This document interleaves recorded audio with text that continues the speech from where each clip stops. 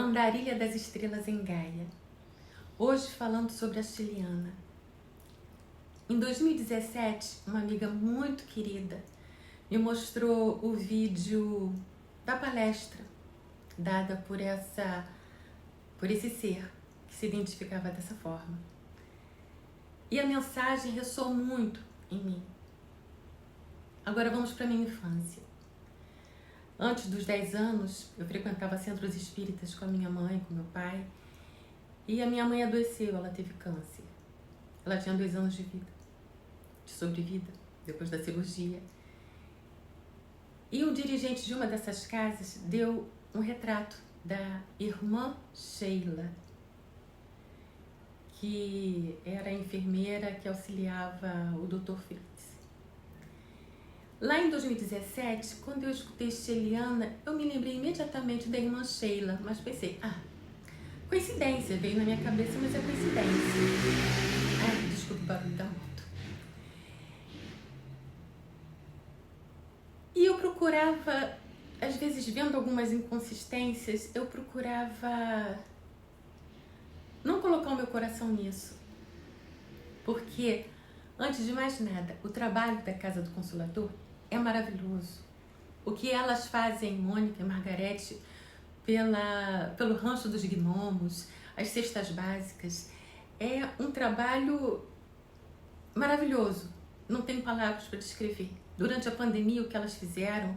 Então, desde já, o que eu acho?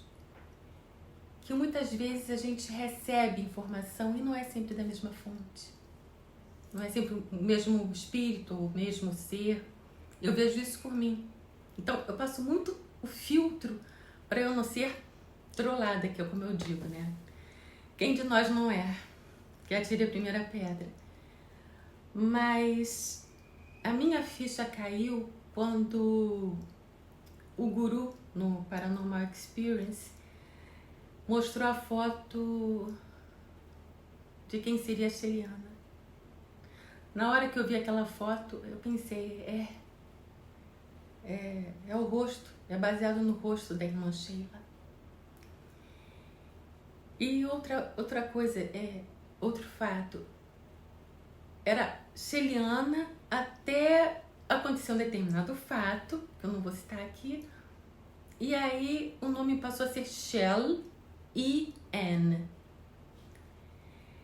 Enfim, eu vou deixar as fotos para vocês tirarem suas próprias conclusões, principalmente ver o que vocês sentem no coração de vocês.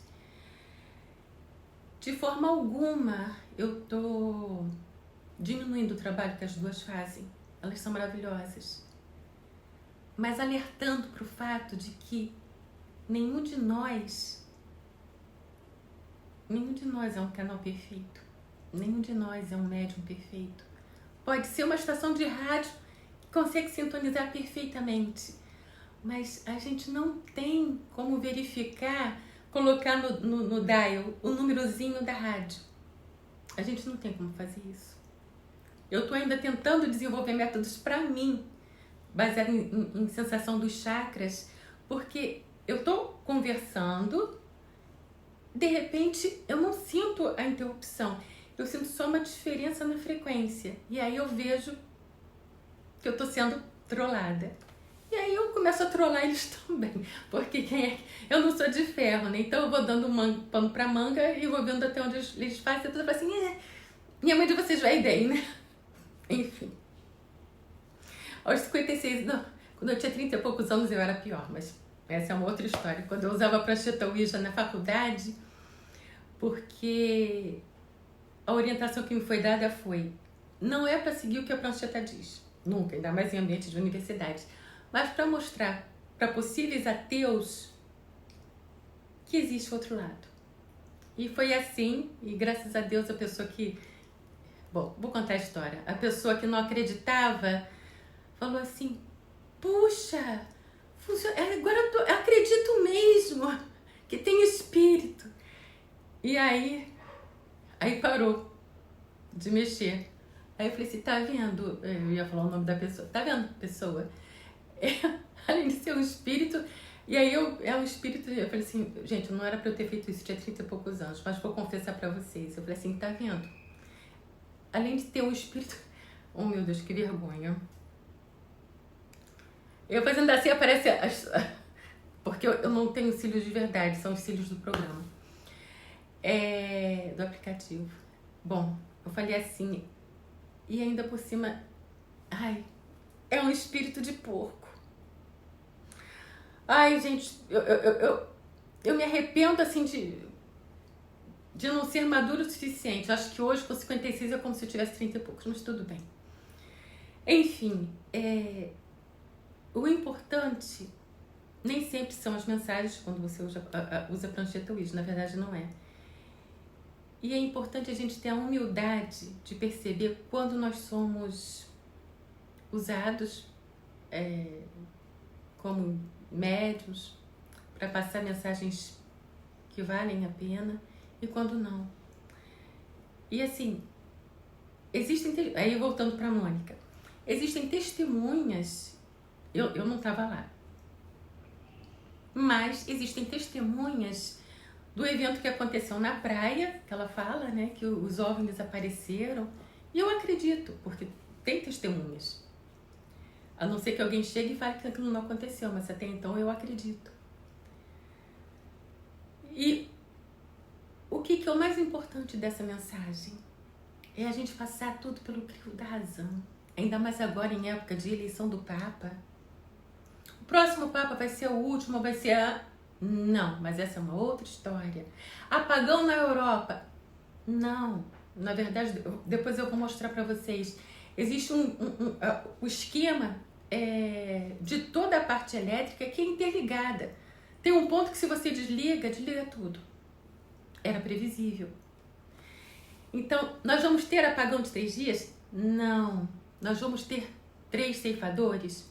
Não. É o que eu sinto no meu coração. O que vem para mim todos esses fatos são para alimentar estimular o medo nas mentes despertas. Porque os que dormem não se apavoram com isso, nem se preocupam, estão preocupados em ganhar o pão nosso de cada dia. Então, a não ser que eu esteja vivendo numa realidade paralela, o que eu vejo, eu falei no vídeo anterior, no final do vídeo, eu fui levada para ver o Réveillon de 2099, virando para 2100.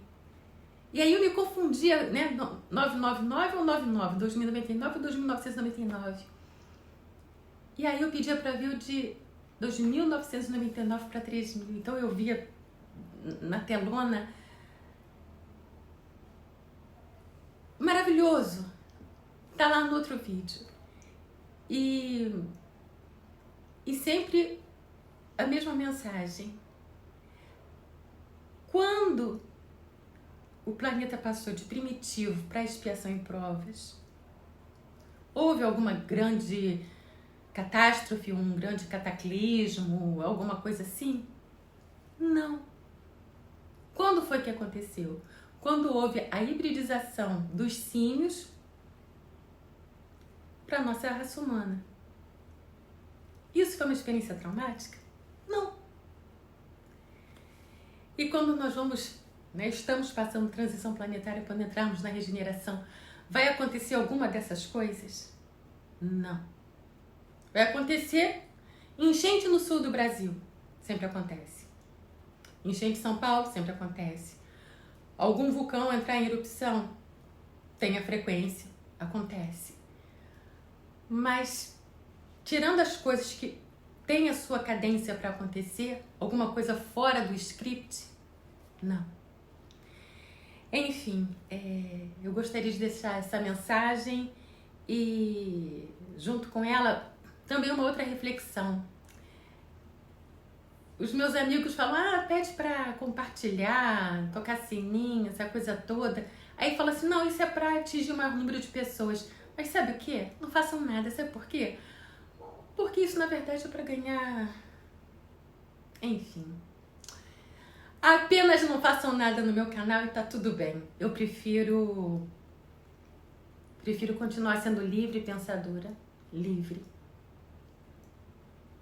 Enfim, mais uma vez, gratidão sempre.